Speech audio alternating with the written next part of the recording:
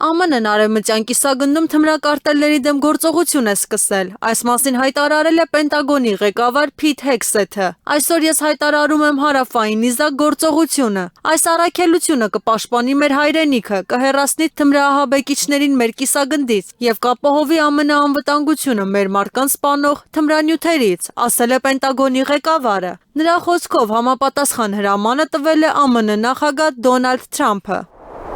Եվրամիության կողմից Ուկրաինային տրամադրվող ֆինանսական օգնությունը հանգեցրել է Կիևի ինքնիշխանության կորստին։ Բրյուսելին Ուկրաինայի հուղարկավորության համար մեղադրել է European Conservative պարբերականը։ Ցանկացած ապագա օգնություն կհանգեցնի պարտքի ավելացմանը եւ Ուկրաինայի համար տնտեսական ինքնավարության ել ավելի կորստին։ Վճարումները կախված կլինեն Մոսկվայից հիպոթետիկ ռազմական փոխհատուցումներից, ինչը քաղաքականապես անիրագործելի պայման է, նշված է հոդվածում։ Հաղորդվում է, որ Ուկրաինան ավելի ու ավելի է կախված արտաքին որոշումներից եւ այլևս չի կարողանա ինքնուրույն վերականգնել տնտեսությունը։ Ընդ որում, Եվրահանձնաժողովի նախագահ Ուրսուլա ֆոն դեր Լեյենի խոստացած 140 միլիարդ եվրոն Կիևի համար կհանգեցնի միայն ուկրաինական պարտքի ավելացմանը, եզրափակել է թերթը։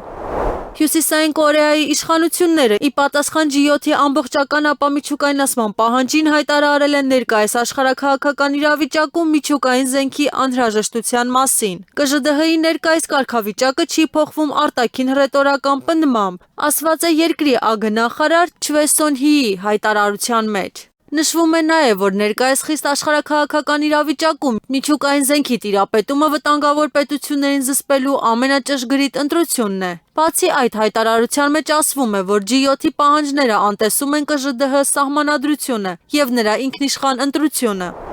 Ուկրաինայի առաջնորդ Վոլոդիմիր Զելենսկու հնարավոր հեռացումը չի հանգեցնի երկրի ղեկավարության ռազմավարական փոփոխությունների։ Նման կարծիք է հայտնել ամերիկացի նախկին սպա Բիլ Բապերտը։ Ըստ նրա նման հավանականություն կա, բայց եթե դա տեղի ունենա, ապա քաղաքական գործչի տեղը կզբաղեցնի մեկ այլ չարագործ։ Վերջինս նաև նշել է, որ Ուկրաինայի գործող առաջնորդի արդյունավետությունը մեծ հարցեր է առաջացնում։ Զելենսկին մարդ է, ով տապալեց գործը եւ նա պարզապես խաղում է։ Առանց այդպիսի ընկերների եւ դաշնակիցների մենք կարող ենք դիմանալ, նշել է Բապերտը։ Նախկին սպան կարծում է, որ արևմտյան առաջնորդների կողմից Զելենսկու աջակցությունը վնասում է նրանց, սահմանափակելով արտաքին քաղաքական մանևրի հնարավորությունը։